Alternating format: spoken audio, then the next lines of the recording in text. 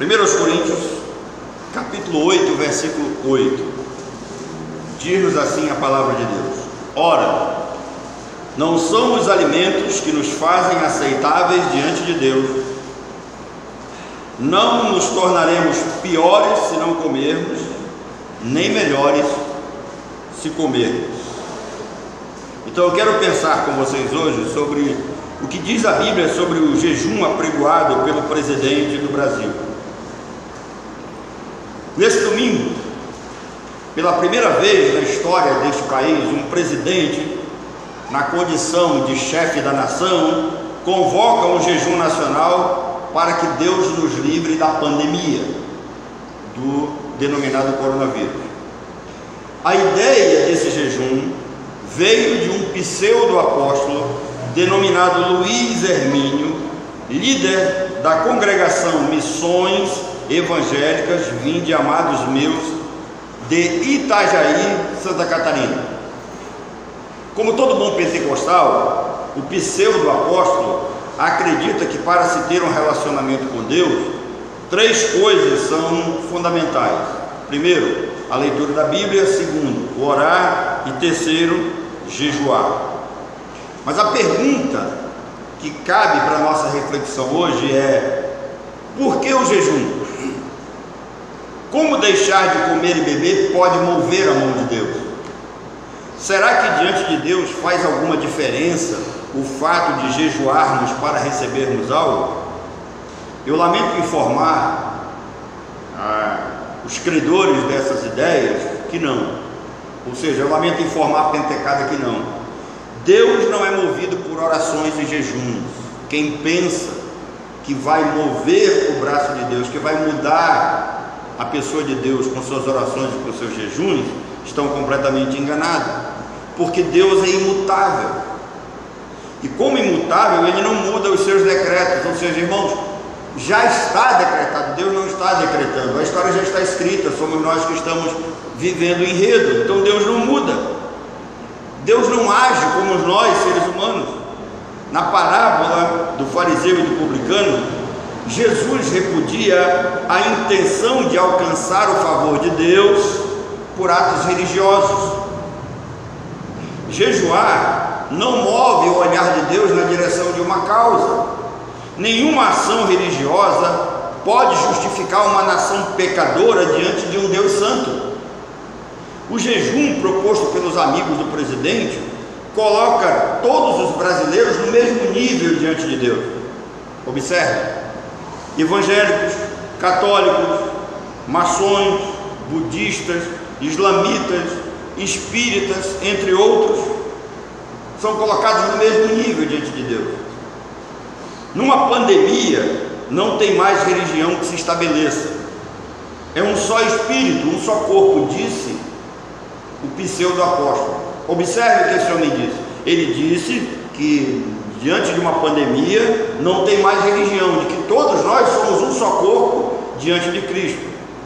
Esse apóstolo esqueceu um detalhe, de que se há uma coisa muito clara na Bíblia, era a exigência divina para que Israel se separasse das demais nações. Deus exigiu que o seu povo, Israel, fosse um povo santo. E o que significava ser um povo santo? Significava ser separado de outros povos, não ter comunhão com outras nações. Todo tipo de ecumenismo é rejeitado pelo Senhor. Se não, vejamos, o jejum, ele não consta na lei. Você pode procurar em todo o Pentateuco que você não vai encontrar nenhuma ordem, nenhuma determinação de Deus para que o seu povo jejuasse. Deus nunca ordenou isso para Israel. A primeira menção que se tem de jejum na Bíblia está em Êxodo 34, quando Moisés sobe ao monte para receber as tábuas da lei. E como no estado natural, ou seja, na carne, ninguém pode chegar à presença de Deus, Moisés teve que jejuar 40 dias e 40 noites para atingir um nível espiritual elevado, para dispor o seu corpo e a sua alma para estar diante de Deus e receber a lei de Deus. Agora preste atenção: quantos dias e quantas noites? Tem certeza? se eu disser para vocês que foi mais? Quando Moisés desceu, foi lá em cima, jejuou 40 dias e 40 noites. Quando ele desce, ele encontra Israel naquele estado de idolatria. Ele viu o povo adorando o bezerro de ouro. E o que ele fez? Ele quebrou as tábuas. Deuteronômio, no capítulo 9, no verso 18, diz que Moisés, após quebrar as tábuas, ele se atirou em terra, colocou-se diante de Deus mais 40 dias e 40 noites em jejum. Agora observe, não foram então 40 dias e 40 noites, ao todo, para receber as duas tábuas, foram 80 dias e 80 noites. Mas o que é mais interessante diante disso é que mesmo diante de todos esses dias, Deus nem Moisés ordenaram que o povo jejuasse ou que isso criasse uma prática no meio de Israel. Também a atitude de Moisés não criou uma espécie de jejum nacional em tempo de crise. O jejum, ele é inaceitável sem uma relação pessoal e direta com Deus. É o que diz Isaías 58, texto lido pelo irmão Lúcio. No verso 3 de Isaías 58, tem um ensinamento muito legal aí. Abra sua Bíblia em Isaías 58, versículo 3. O povo diz assim, o povo murmura diante de Deus, o povo reclama diante de Deus. Olha o que o povo diz: por que jejuamos nós e tu não atentas para isso? Interessante isso, não é não? O povo acha que o fato de jejuar merece ser ouvido por Deus. Então ele diz: por que jejuamos nós e tu não atentas para isso? Por que afligimos a nossa alma e tu não o levas em conta?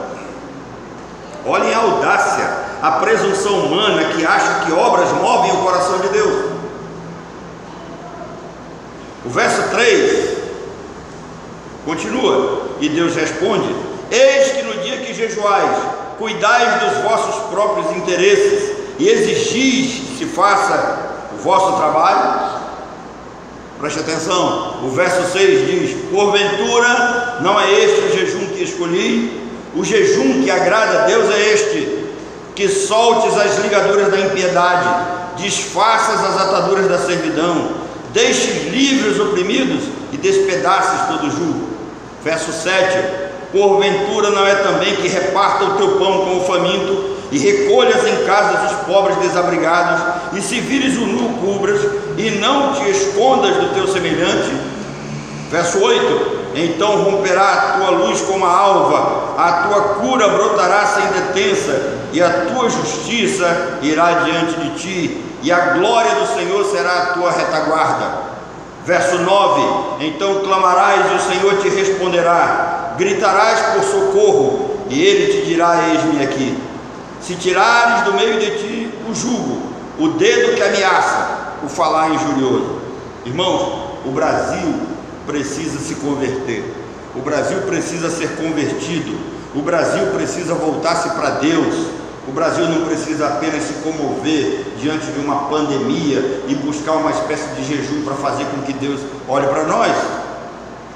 A explicação desse texto de Isaías 58, ele continua em Zacarias 7, que foi o texto lido por quem? Pelo Lúcio. Na realidade, Isaías 58, quem leu foi o Renato, né? Ele foi equivocado. E Lúcio leu Zacarias capítulo 7. No verso 5 de Zacarias 7, diz assim: fala a todo o povo desta terra e aos sacerdotes, dizendo: quando jejuastes e pranteastes no 5º e no 7º mês, durante esses 70 anos, porventura foi para mim mesmo que jejuastes? Deus faz uma pergunta: é para mim mesmo que vocês estão jejuando? Verso 6: ou quando comestes, ou quando bebestes, não foi para vós mesmos que comestes e bebestes? Ou seja, irmãos, Deus não aceita. Deus rejeita jejuns hipócritas de uma nação apóstata. Israel estava praticando religião, mas os seus corações estavam longe do Senhor. Eles estavam vivendo em desobediência à palavra de Deus. E quando isso acontece, nenhum ato religioso é aceitável diante de Deus sem arrependimento e conversão. O Brasil pode até jejuar e orar, mas o coração da nação continuará distante de Deus. Em segundo lugar, esse jejum não passa de asceticismo. Em Colossenses capítulo 2, versículos de 20 a 23, Paulo nos manda ter cuidado para não pensar que o favor de Deus vem através da punição do corpo. Falsos mestres ensinaram os colossos que a graça e a espiritualidade seria adquirida por várias proibições e jejuns e como meio de negar seu próprio corpo. Certos líderes religiosos, aqui vocês podem pensar nos monges budistas, em alguns sacerdotes católicos, indianos, hindus. Eles pegaram essa ideia e se afastaram das pessoas, se tornaram reclusos em mosteiros, em lugares separados, seguindo regras rígidas de trabalho, dieta, jejum e de meditação, como meio de desenvolver a vida espiritual e receber o favor de Deus. E Paulo condena isso. Não vai ser jejuando, afligindo a sua carne, machucando o seu corpo, que você vai receber alguma coisa da parte de Deus. Em terceiro lugar, o jejum não é pré-requisito para que as suas orações sejam ouvidas. Eu vou repetir, o jejum não é um pré-requisito para que a nossa oração seja ouvida. Em 2 Samuel, nós vamos encontrar uma história interessante. Após aquela relação que Davi teve com Betseba, ela engravidou e ela concebeu a criança. O texto nos dá conta que Deus feriu a criança adoeceu. Quando a criança aparece gravemente doente, Davi coloca o rosto em terra, ele entra em estado de oração e ele jejuou em busca do favor de Deus. Deus não respondeu à oração, nem honrou o jejum de Davi.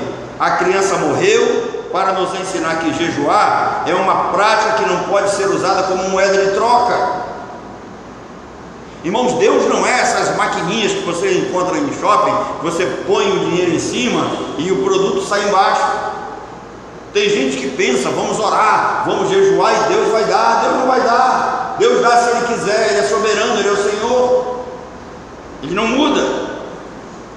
Então a criança morreu para nos ensinar isso. Não existe essa moeda de troca. Eu vou jejuar para Deus me dar alguma coisa, eu vou orar para Deus me dar alguma coisa, eu vou ser fiel para Deus me dar alguma coisa. A oração fervorosa aliada ao jejum, ela não garante resposta divina. Esses jejuns políticos me lembram a ímpia Jezabel. Você conhece bem a história da Jezabel. Um dia ela decretou um jejum com intenções ilícitas. Agora, Jezabel mostra que nem todo jejum possui uma conotação espiritual, porque essa ímpia decreta algo que quem deveria ter decretado era o seu marido, mas como o marido dela era uma banana de pijama, como diz o meu amigo João Filho, ela era quem comandava o reino, a ímpia Jezabel. Eu sei que os defensores do jejum vão dizer assim: Doni, mas Jesus jejuou, o que você tem a dizer sobre o jejum de Jesus? Irmãos, Jesus nunca mandou que nenhum dos seus discípulos ou sua igreja jejuasse. Se você encontra isso na Bíblia, você me mostra. Observe que quando Jesus vai falar sobre oração, ele diz para os discípulos: vós orareis assim, Pai nosso que estais no céu. Você não encontra dizendo vós jejuareis assim. Você não encontra. Agora, o jejum de Jesus tem alguns pontos a serem observados. Primeiro, não foi por prática cerimonial ou religiosa. Jesus não jejuou por prática cerimonial ou por prática religiosa. Isso não faria sentido. Jesus não tinha pecado para lamentar, nem se entristecer. Então por que ele jejuaria? Por esse motivo. Segundo, Jesus não jejuou para o enfrentamento de uma crise visto que o Espírito Santo estava sobre ele. Não fazia sentido. Jesus não jejuou em busca de fortalecimento espiritual, como pensam alguns, porque Lucas disse que ele estava cheio do Espírito Santo. Jesus não jejuou 40 dias e 40 noites para mostrar que era alguém supernatural. Ele fez isso para mostrar que ele era superior a Moisés. O jejum de Jesus é uma indicação para o povo judeu. Na multiplicação dos pães, Marcos nos dá conta que ele dividiu o povo de 100 em 100, de 50 em 50, mandou sentar-se em grupos. Se você pegar a maneira como Moisés divide aqueles líderes que iam cuidar do povo, ele faz a mesma divisão. Então, quando Jesus divide o povo na multiplicação dos pães, Jesus está dizendo que ele é superior a Moisés, como diz Hebreus capítulo 7. Falta compreensão para os líderes acerca desses pontos das Escrituras. Assim como Moisés, Jesus, quando se retirava, ele fazia para ficar a sós com Deus, e quando ele voltava, ele trazia as boas novas para os seus discípulos, trazia ensinamento, trazia exortação para eles. Essa era a razão. Jesus não precisava jejuar para ser ouvido por Deus, irmão. Ele disse que Deus sempre ouvia, o Pai sempre o ouvia. Então o jejum de Jesus era uma indicação profética para os judeus.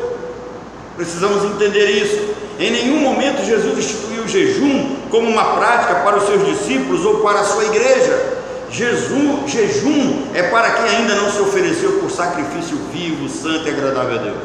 Eu vou repetir: jejum é para quem ainda não se ofereceu por sacrifício vivo, santo e agradável a Deus. Deus não pede um tipo de relação em que esporadicamente o seu povo se abstenha de comida para poder ser mais espiritual. Deus nunca pediu isso. Esse tipo de relacionamento, ele é furado, ele é humanista. Paulo aborda vários temas com relação à vida cristã, e quando ele trabalha essa questão da ordem prática na igreja, ele não cita o jejum. E quando ele trabalha essa questão de algumas práticas e de algumas exortações, ele diz alguma coisa interessante para nós. 1 Tessalonicenses 5:22, Paulo diz assim: abstende-se de toda forma do mal. Ele não manda abster-se de alimento, ele manda abster-se de toda aparência do mal. Capítulo 3 de Colossenses: despojai-vos de ira, indignação, maldade, maledicência, linguagem obscena do vosso falar. Não mintais uns aos outros. Qual é o objetivo de Paulo, irmão? Mostrar que ritos e práticas religiosas não santificam ou aperfeiçoam a fé de um povo. Quem procura aperfeiçoar a fé e a vida cristã ainda não entendeu Hebreus capítulo 10, versículo 14. Quem procura fazer jejum, quem procura fazer longas orações, quem procura fazer atos piedosos de religiosidade, pensando que vai aperfeiçoar a sua fé e a sua vida diante de Deus, ainda não entendeu Hebreus 10, 14. Sabe o que diz Hebreus 10, 14? Diz-nos assim: porque com uma só oblação aperfeiçoou para sempre os que são santificados. Sabe o que isso significa? Jesus Cristo foi à cruz uma única vez, e com esse ato de oblação, com essa oferta vicária, ele aperfeiçoou os seus eleitos. Nós não precisamos de nenhuma outra forma de aperfeiçoamento. Paulo vai mais longe. 1 Coríntios capítulo 8, versículo 8, foi o texto que nós usamos como base. Diz que não são os alimentos que nos fazem aceitáveis diante de Deus. Então, nós não nos tornaremos piores se não comermos, nem melhores se comermos. O que os pentecostais que cercam o presidente deveriam fazer era deixar de explorar a fé popular e convocar o Brasil à conversão.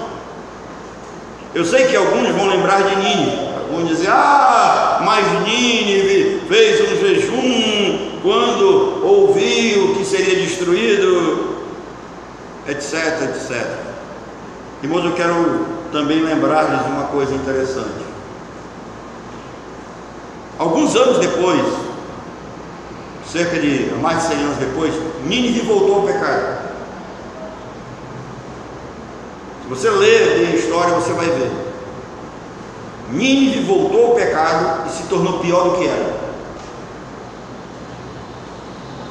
E por quê? Porque em Nínive houve uma comoção coletiva e não uma conversão genuína. Nós não precisamos nos comover, nós precisamos é nos converter. Essa é a verdade. Se houve uma convocação nacional para um jejum, a fim de que Deus afaste o mal, preste atenção. Se a Pentecada chegou diante do presidente e disse que ele tinha que convocar um jejum para afastar o mal da nação, se houve uma convocação nacional para um jejum a fim de que Deus afaste o mal, é porque há o entendimento de que a nação está em pecado e procedendo mal. Deus não espera um Brasil comovido, Deus espera um Brasil convertido.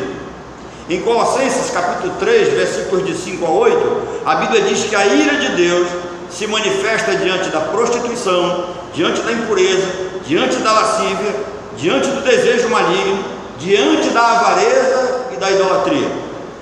Desde que o governo Fernando Henrique foi instalado, que o Brasil entrou numa rota de colisão com Deus e a sua palavra.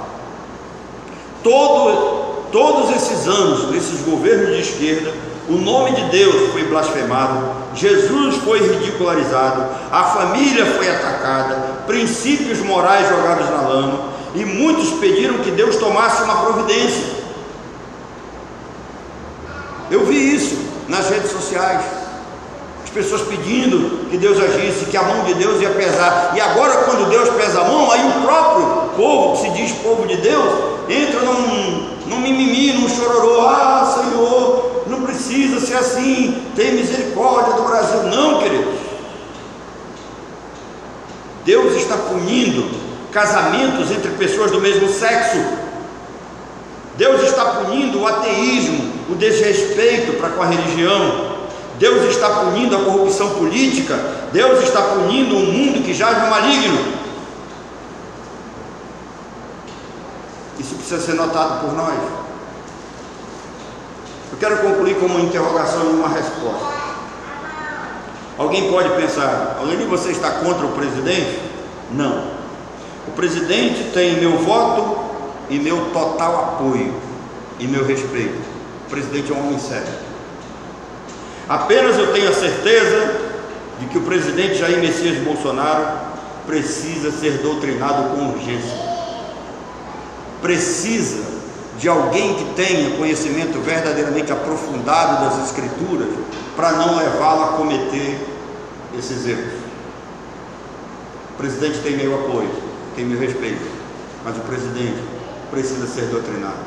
Irmãos, que Deus nos abençoe, que Deus continue a abrir os nossos olhos para que a gente entenda que o nosso aperfeiçoamento já foi concretizado na cruz, que o perdão dos nossos pecados já foram efetivados na cruz, que o povo de Deus santo e escolhido já foi redimido na cruz do Calvário, e que nós agora estamos diante de um país que está de fato sofrendo pelas suas más escolhas nos últimos anos, pelas más ações de seus governantes, pelo seu povo que começou a colocar o coração para fora tudo aquilo que a natureza pecaminosa deseja: prostituição, impureza, lascívia. E muitos começaram a bater palma aí, dizendo que o Brasil estava avançando. Não, querido, o Brasil não estava avançando, o Brasil estava afrontando a Deus. Então não vai ser a convocação de um jejum que vai desviar a ira do Senhor. Parece que nós estamos começando a viver dias difíceis. Parece que nós estamos começando agora a viver e sentir na própria carne o que é perseguição, o que é ter que enfrentar dificuldades para servir o Senhor, e o Senhor vai ter que agora trabalhar conosco, e nós vamos ter que mostrar que temos uma fé genuína, que verdadeiramente continuamos fiéis a Ele, que somos verdadeiramente seus filhos. Talvez Muitos de nós vai ter que olhar lá para aqueles 3 mosquiteiros de Daniel e dizer assim, e vai ter que falar assim, ó, se o Deus a quem nós servimos quiser nos livrar, Ele vai nos livrar. Se Ele não quiser, nós não vamos curvar os nossos joelhos diante destas autoridades corruptas. Que Deus nos abençoe.